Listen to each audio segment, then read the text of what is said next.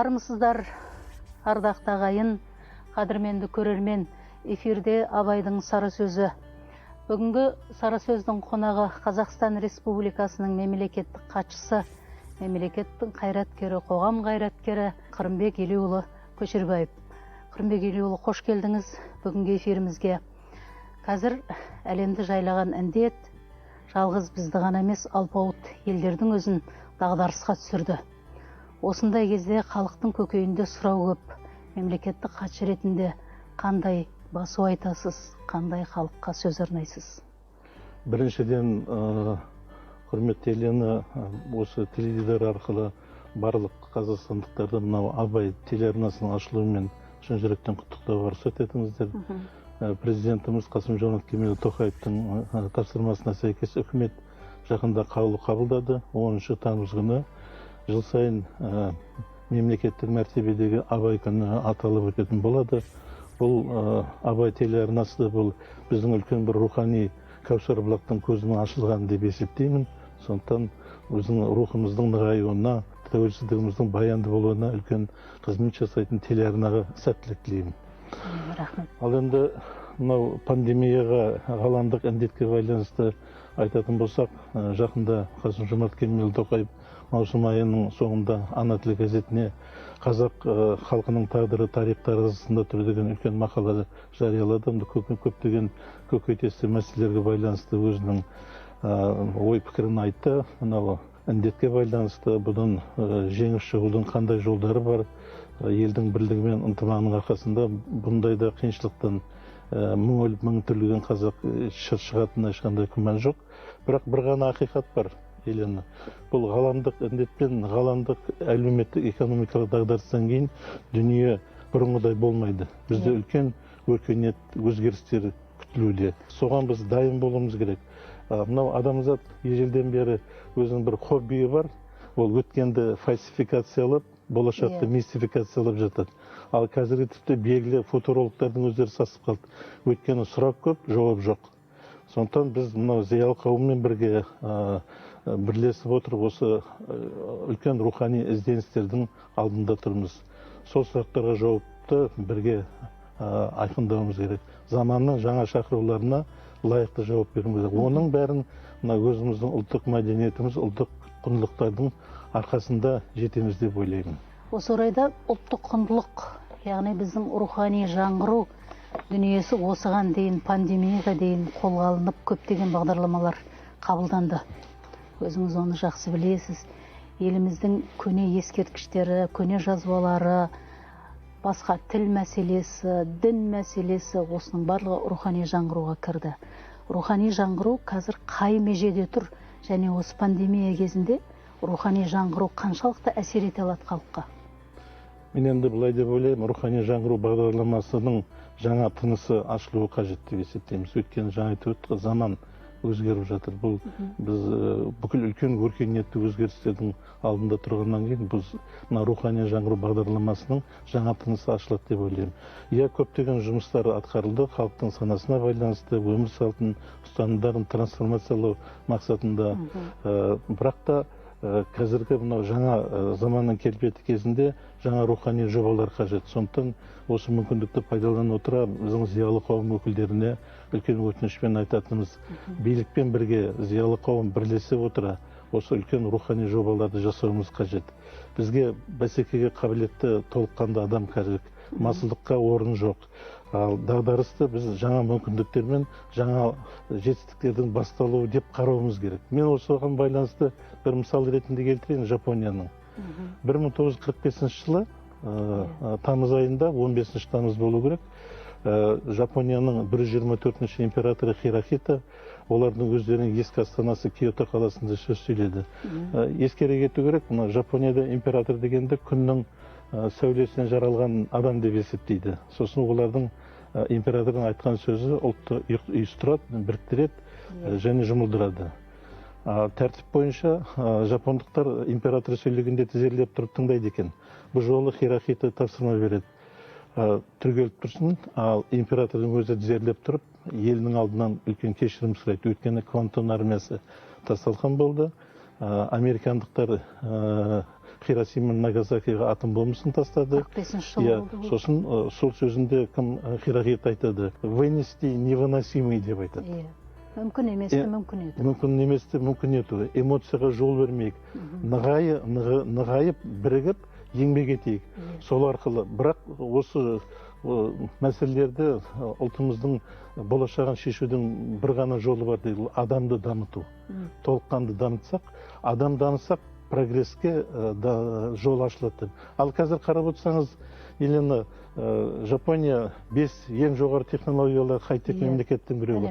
Ал өздерінің ұлттық дәстүрлерін, мәдениетін қалай сақтаған сіз де жақсы білесіз.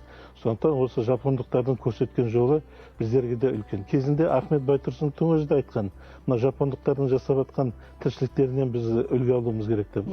Сондықтан біз осы мәселелерді байқауымыз керек.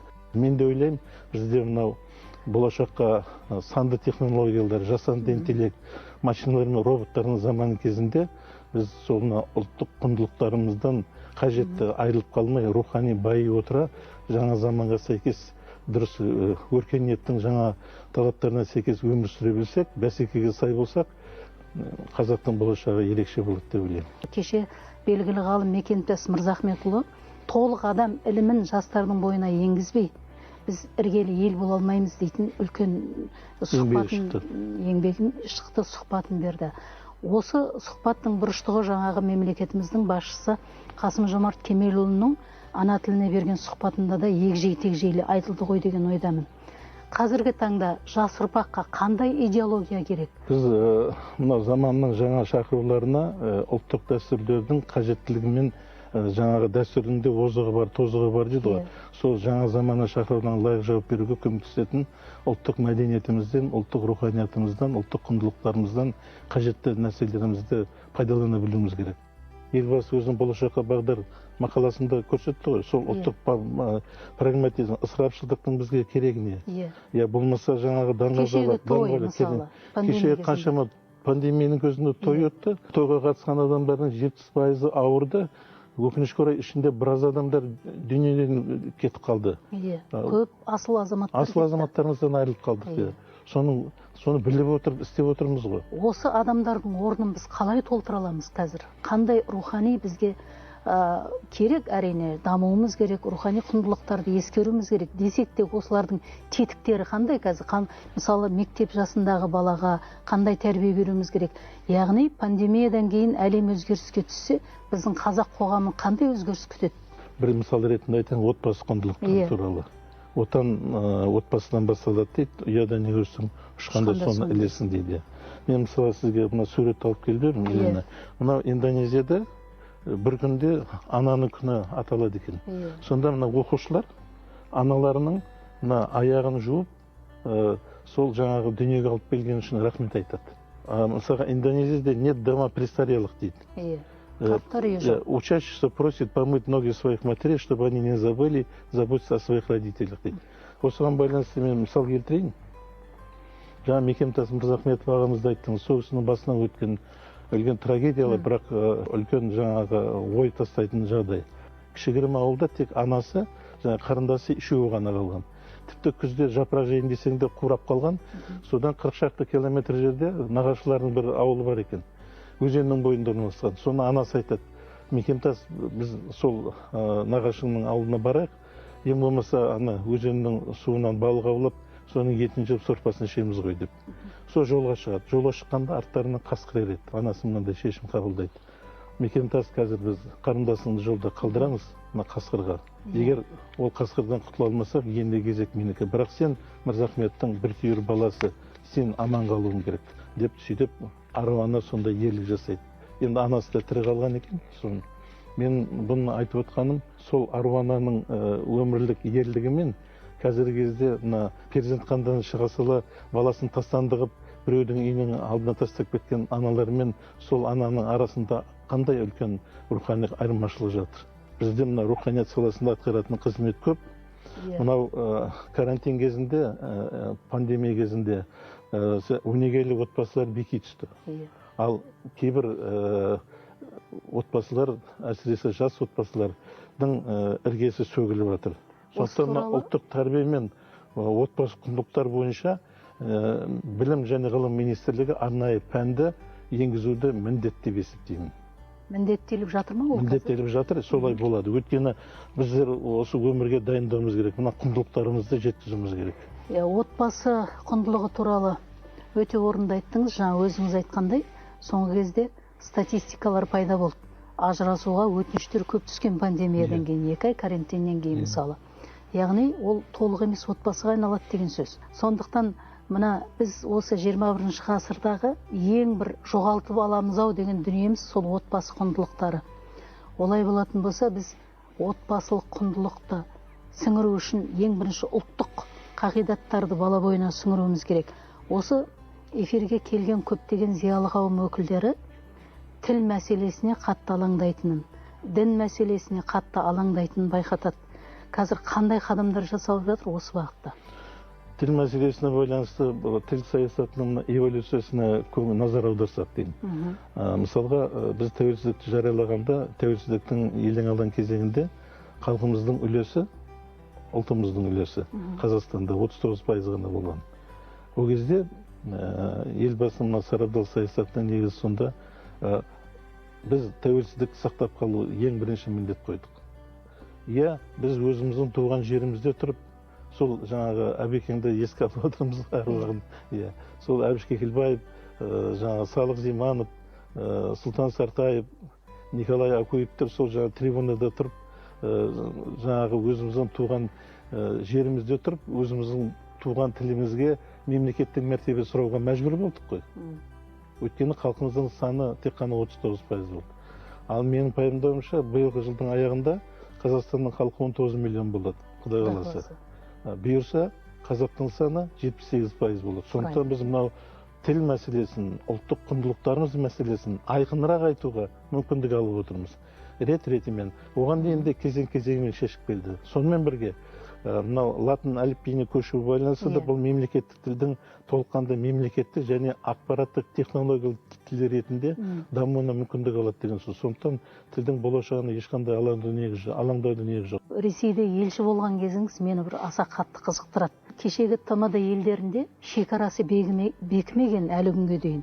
Мысалы, Әзербайжан мен Арменияның арасындағы қақтығыстар, Түркмения менен тәжіктердің арасындағы қақтығыстар жиі орын алуда. Сіз бірден бір осы елдің шекарасын бекітуге атсалыстыңыз. Ол күндеріңіздің қандай қиын болғанын өзіңіз білесіз, ел басқарған азаматтар біледі. Осы туралы айта кетіңізші, аз-маз. Енді қысқаша айтуға болады, тәуелсіздікті жариялау ол бір бөлік, оның заңдастыру ол екінші нәрсе.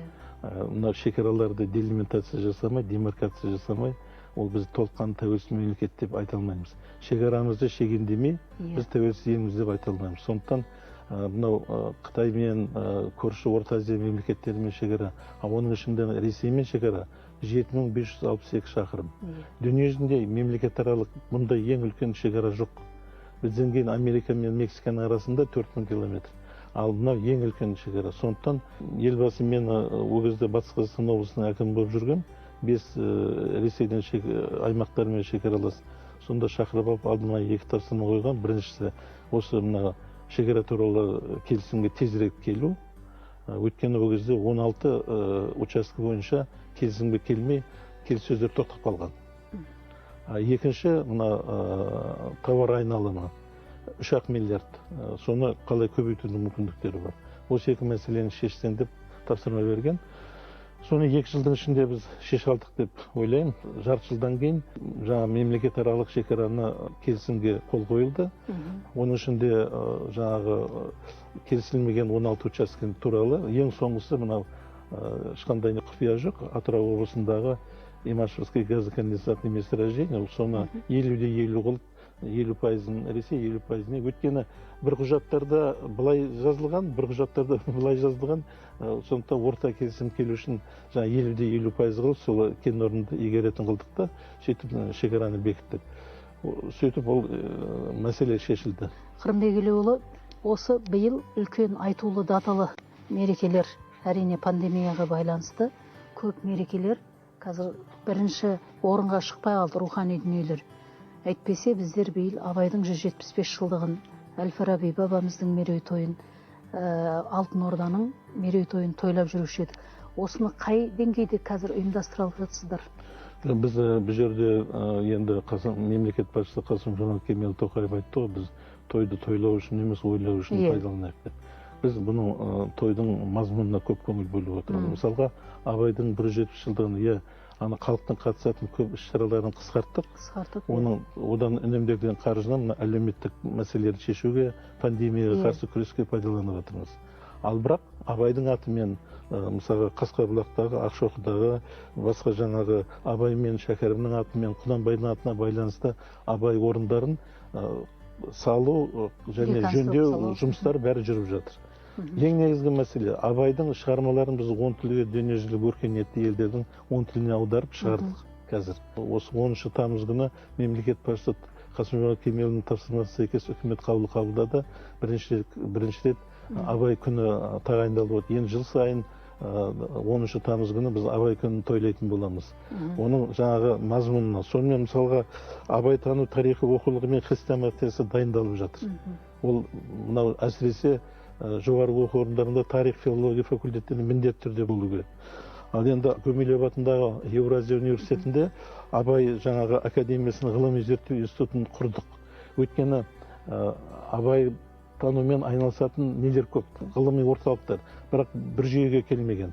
Сондықтан бір жүйеде болсын деп Абай академиясының ғылыми зерттеу институтын құрғанымыз сол. Сондықтан осы мақсатта жұмыстар көп атқарылып жатыр. ЮНЕСКО-мен бірге атқарып жатқан жұмыстар көп. Жаңағы мысалға кеше ғана мемлекет басшысы жарлыққа қол қойып, 11 шетелдік Абайдың жаңағы мұрасын аударып, насихаттауда еңбек сіңіріп жүрген азаматтарға, шетелдік азаматтарға достық орденімен марапаттау туралы шешім қабылдап отыр. Сондықтан барлық шетелде орналасқан Қазақстанның елшіліктерінде Абай орталықтарын ашып жатырмыз. Сондықтан бұл жұмыс одан әрі өзінің жалғасын табады. Мен тек Абайдың енді Әл-Фарабидің 1150 жылдығына байланысты, Ұлы Құлыс Алтын Орданың 750 жылдығына байланысты, Шымкент қаласының 2200 жылдығы, бұл қазір ТМД елдерінің мәдени астанасы мәртебесінде жүр. Соған байланысты көптеген іс-шаралар онлайн формада және мазмұнды жаңағы ақпарат арнасында онлайн формасында өтетін болады. Осы орайда, мысалы, мына Қытай мемлекеті Конфуцийдің институттарын басқа мемлекеттерде ашып тастаған. Өздері Конфуцийдің іліміменен, анау императорынан бастап, президентінен бастап, бүгінгі дүниеге келген баласына дейін қаруланған. Конфуцийді білмейтін Қытай жоқ, мысалы. Біз басқа ел түгіл, өз елімізде Абай институтын ашу біраз жылдан бері айтылып келе жатса да, әлі бір жобаға түсе алмай келе жатырмыз. Жай ғана орталықтар есебінде ғана қалып келе жатыр. Енді Еуразия университетінде ғылыми зерттеу институты. Болашақта ол дербес болып шығады. Абайдың өзінің Абай тану, Абай институты болып шығады. Мысалға, Әуезов атындағы әдебиет институтында жаңағы Матыжанов профессор басқаруымен Абайдың толыққанды еңбектерінің хрестоматиясы дайындалып жатыр. Жаңа Мекемтас Мырзахметов ағамыз Абайдың толыққанды адам концепциясын қазіргі заманның шақыруларына қалай пайдаланамыз? Бізде айтады, қазақта бір дәстүр бар ғой, көкте Алла, жерде әруақтар қолдасын деп. Міне осы біздің үлкен әруақтарымыз біздің қазіргі жаңа заманның шақыруларына лайық жауап беруге бізге көмектеседі деп ойлаймын. Қырымбек аға, бағана сөздің басында сіз Мекемтас ағаның басынан өткен бір оқиғаны айттыңыз, ашаршылық жылдарындағы.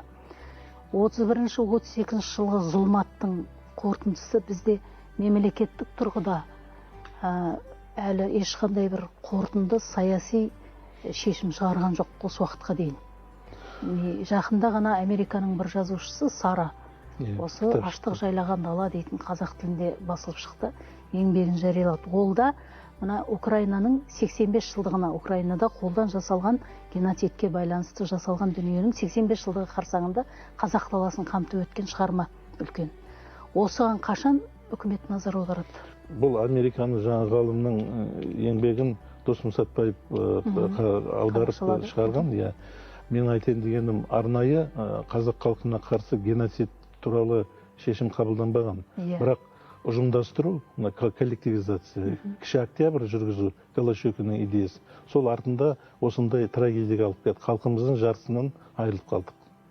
Ал енді бұған байланысты мынау саяси құрбандарды реабилитацияға байланысты мемлекеттік комиссия құру туралы Қасым-Жомарт Кемелұлы жақында арнайы жарлық қабылдады. Комиссияны мемлекеттік хатшы басқарады. Біз қазір зиялы қауым мүшелерімен жұмыс жасап жатырмыз.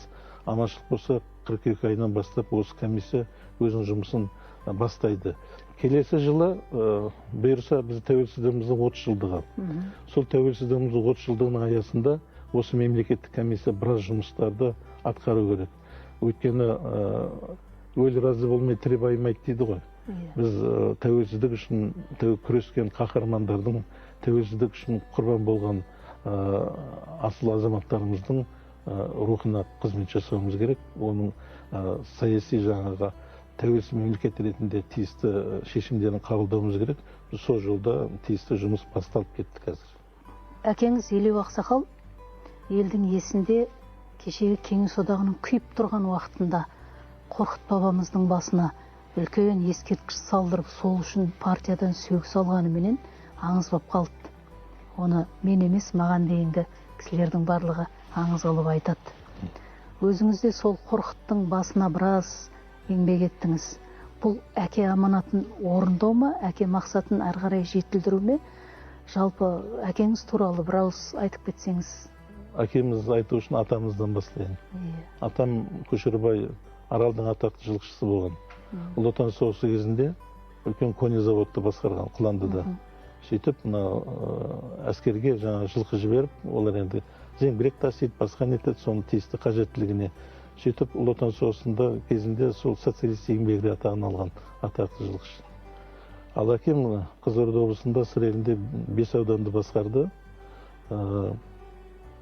Бірақ тек қана әлеуметтік, экономикалық емес, рухани мәселеге ерекше көңіл бөлетін кісі еді. Қорқыт атаның жаңа ескерткіші айтып отқан Тұрмағамбет, Жанғожа Батыр, басқа да үлкен Сыр еліндегі тарих тұлғалардың бәріне үлкен еңбек сіңіріп, соны насихаттаумен айналысты. Қорқытқа келетін болсақ, Сырдарияның бойында орналасқан қорымда Қорқыт атаның некрополі су алып кетіп жатқаннан кейін елдің ақсақалдары келген ғой, енді аудандық партия комитетінің бірінші секретарына барады ғой ол кезде. Елеке осылай жағдай болып отыр, мына Қорқыт бабамыздың аруағының алдында бүкіл түркі әлемінің абызы ғой, рухани әкесі. Не істейміз деп. Содан жаңағы Дариямен Шымкент Самара жол, қазір Батыс Қытай, Батыс Еуропа дәлізінің ортасында үлкен биік бар. Сол жерде Стенхедж сияқты бір үлкен кезінде үлкен жаңағы рухани бір шаралар өткізген орталық болған аңыздан еститінбіз бала кезімізде. Сол биік жерге су тимейтін жаңағы үлкен комплекс салып, оның жобасын Бек Ибраев марқұм жасап, Исабеков профессор ана қобыздың дауысын келтіріп жасаған, соны орталық партия комитетіне Москваға жазған ғой арыз. Осындай религиозный фигурамен айналысып жатыр деп. Сол арызды тексеріп, Москвадан келіп, орталық облыстық партия комитетінде қарағанмен оны аз деп, жаңағы орталық партия комитетіне тапсырма берген Алматыда, Қазақстанның. Оны енді Димаш Ахметұлы Қонаев менің әкемді бюроның алдында қабылдап, айтыпты, мен бюроны өзім жүргізбеймін, орталық партия комитеті екінші хатшысы Мирошкин жолдас жүргізіп, мен Қорқытқа қарсы сөйлеп, аузын қисаятын адам емес, өзімде Зухра Шарипны жұбайында біздер молдалардың балаларымыз, сосын мында үлкен рухани тұлғаға қарсы сөйлей алмаймын. Бірақ сен шыда, партиядан шығармаймыз, бірақ қатаң сөгіс береміз. Сосын жарты жылдан кейін сені басқа ауданға ауыстырамын деп. Содан кейін жарты жылдан кейін сөгісті алдық та келесі Қармақшы ауданына, Қазалы ауданына бірінші хатшыға ауыстырды. Сонда қарап отырсаңыз, мынау Қонаевтың да, Димаш Ахметұлының, менің әкем Елеу Көшербаевтың да қазақтың рухына жасаған қызметтері ғой. Қанша жерде болғанмен де біз қазақтың рухына қызмет еткен осы тұлғаларды ұмытпасақ. Қырымбек Елеуұлы, жалпы рухани әңгіме бұл қай бағдарламаның болса да аясына сыймайды. Мәңгілік қазақ өлмейтін тақырып. Бұның мәселесі де көп, проблемасы да көп, айқай шуы да көп мәселе. Сіз соның басшысы ретінде, мемлекеттік хатшы ретінде көрерменге қандай, жастарға, кейінгі өсіп келе жатқан мемлекеттік қызметте жүрген жастарға, мемлекеттік қызметші, мемлекеттің айнасы, қандай ой айтар едіңіз, қандай сара сөзіңізді айтар едіңіз? Бір ғана мәселе, тәуелсіздік. Тәуелсіздікті жаңағы нығайту, тәуелсіздікті қолдан бермеу, көк байрағымызды құлатпау. Оны іске асыру саясатында әртүрлі ой пікірі болуы мүмкін. Бір-бірімізді тыңдайық, бір-бірімізді сыйлайық. Бірақ тәуелсіздікке келгенде қазақ бір болу керек. Ол президентсің бе, жай қарапайым адамсың, бәріміз тәуелсіздікке келгенде кең байтақ жеріміздің бойында тұрып, осы ата-бабадан қалған осы кең байтақ жерімізді сақтап, тәуелсіздігімізді халқына, өскелең ұрпаққа қалдырып кетуіміз керек. Өскелең ұрпақ халқымыздың асыл арманы мен үкілі үмітін іске асырсын десек, біз осы тәуелсіздігімізді баянды етуіміз керек. Меніңше барлық мәселе ұлттық идеологияның өзегі де сол болу керек. Тәуелсіздік. Ал қалған мәселелерде әртүрлі пікір, онда болу керек, пікірталас бір-бірімізді тыңдау керек. Сондықтан мемлекет басшысы жаңағы концепция слышащего государства деп жаңағы халықты тыңдау, билік пен халықтың арасында диалог болуға көп көңіл бөліп отқаны да сол. Бір жақты болмау керек, тек билік айтып немес. Кезінде Бұхар жырауға айтқан екен, ой, қандай сіз бақытты адамсыз деп, қанда тік тұрып сіздің сөзіңізді сыйлайды, ұсынысыңызды қабылдайды, қарада сізді ата деп жүгіріп жүр алдыңызда, сізден бақытты адам жоқ қой десе айтады, жоқ, мен нағыз бейшара, менмін деп айтады. Өйткені ханға қараның жағдайын айтып жүрмін, қараға ханның жағдайын айтып жүрмін деп. Егер де мүмкіндік болса, жастарға мемлекеттік қызметте жүрген осы билік пен халықтың арасында дәнекер болуға, билікке деген сенімнің нығаюына, халыққа деген сенімнің нығаюына дәнекер болып еңбек етсе. Мен бір рет Әбіш Кекілбаев ағамыз туралы бүгін бірнеше рет сіз айттыңыз, тағы да еске алып айтайын. Бір рет сұраған, әбеке, сізге осының керегі не осы мемлекеттік қызметтің? Ғұлама жазушысыз, ЮНЕСКО, Біріккен ұлттар ұйымы 20 ғасырдың 100 ұлы ойшылдың ішіне сізді кіргізді. Бақытты адамсыз ғой, керегі не? Кітабыңыз жазып, нарығыңызды алып отырмайсыз ба десе, сөйтсе маған былай деп айтқан, мәселе онда емес, мен бір карьерист болып, ана қызмет, мына қызмет алайын деген емес. Көшеде тұрып ақыл айту оңай, ал биліктің ішіне кіріп, сол билікті дұрыс жолға салу қиын. Мен сол жолмен жүріп, тәуелсіздігіміз үшін, соның рухани келбеті дұрыс қалыптастыру үшін, дұрыс қоғам, әділетті қоғам жасау үшін соның ішінде жүріп атсалысуды дұрыс көрдім деп сөйлеген. Сондықтан мемлекеттік қызметке келген азаматтар сондай мақсатпен келу керек. Осы мемлекеттің үлкен кемесі дұрыс жүрсін. Әртүрлі шақырулардан, нелерден аман-есен алып шығу үшін, осы тәуелсіздік үшін қызмет етуге атсалысса, құба-құп. Осы мынау Абай атамыздың үлкен Хакім Абайдың ұлтымыздың ұстазы ғой, үлкен бағдаршысы, оның қара сөздерін оқып отырсаң, кейбіреу білмейтін адам айтады, кілең жаңа қазақтың кемшіліктерін айтқан, кілең сынаған, неткен деп, өйткені Абайдай қазақты сүйген адам бар деп айту қиын. Елін, халқын сүйгеннен кейін, соның кемшіліктерін тезірек жөнделуін, жаңа олқылықтарын тезірек осы жұмылып жеңсе деп, бағана Хирохита Жапония императорын айттым ғой. Сондықтан біз жұмылып, осында үлкен рухани ұстазымыз бар, соның рухани игілігін игеріп, толыққанды адам концепциясын, ілімін іске асырып, тәуелсіздігімізді баянды етсек, одан артық не бар? Сол мына өскелең ұрпаққа осындай жақсы ізгі жолды қалдырып кетсек, сіз біз болып. Қырымбек Елеуұлы, уақытыңызды бөліп біздің эфирімізге келгеніңізге мыңда бір рахмет айтқымыз келеді өзіңізге. Әрине, руханият жолы әрқашан талас тартыста, оған ішкі күштер мен сыртқы күштердің үнемі әсер етіп отыратыны өзіңізге аян. Осынау майданда барлық ел басқарған азаматтарға ынсап пен төзім тілейміз, сабыр мен қуат тілейміз. Халыққа өз ұлттық руханиятымызды ешқашан екінші кезеңге қалдырмай, жүректерінде сақтағай деп тілек айтқым келеді. Рахмет.